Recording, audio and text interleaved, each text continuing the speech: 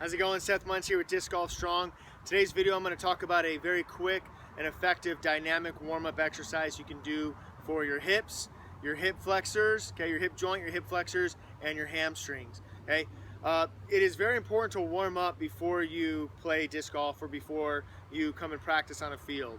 Okay, any sport, any major sport, really any sport should be warming up, but any major sport, you never go to a baseball game and see them not warming up before they play or before they practice. Same thing in football. Okay, I spent a little time working in hockey and working with some hockey players, and we would always warm up. They would always warm up before they played a game, before they practice, or even before we would work out inside the gym.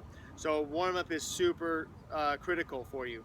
Okay, this is called the leg swings. This is a very popular one. You may have seen this in baseball if you ever attended a baseball game and saw them warming up beforehand. Okay, this is going to warm up, not only get your hips moving inside the joint there, but it's going to get a stretch, a dynamic stretch on these hip flexors, okay, and these hamstrings. You spend all day, if you're at work sitting like this, your hamstrings are tight, okay, they're shortened, and your hip flexors are shortened like this. And now all of a sudden you try to do a dynamic movement, okay, you try to do a dynamic movement. That's not good. We want to get those warmed up. So leg swing looks like this. All I'm going to do is I'm going to pull my right toe, okay, towards my kneecap, and I'm just going to swing forward and back. Now, you can hold on to something if you need, okay, I'm doing it without, or if you want to try it without, you can, but you can hold on to the basket or the side of your car or a tree to do this if so that balance isn't an issue, okay? So all I'm going to do is here, and I go forward and back, forward and back. Okay. Now what's happening here is I'm only moving through the amount of range of motion I have in my hip socket. Okay.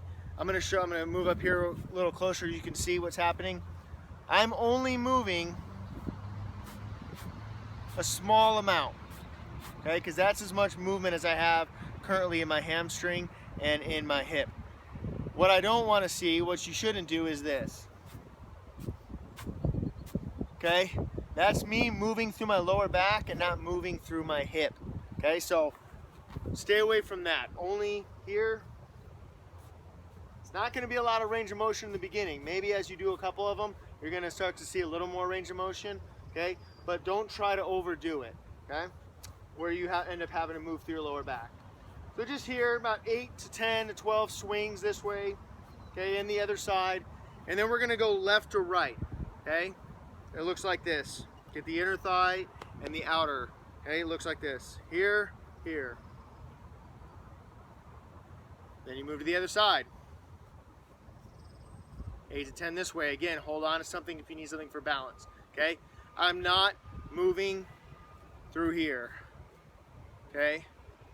I know it looks silly to show you that, but it's important to show you that so you see what not to do. Make sure you're not moving through here. You're only moving through here, through the hips. Okay? So that's going to get you nice and warmed up. Make sure you do that before you play every round, before every practice round. 8 to 10 each side. More if you feel like you need more. Okay?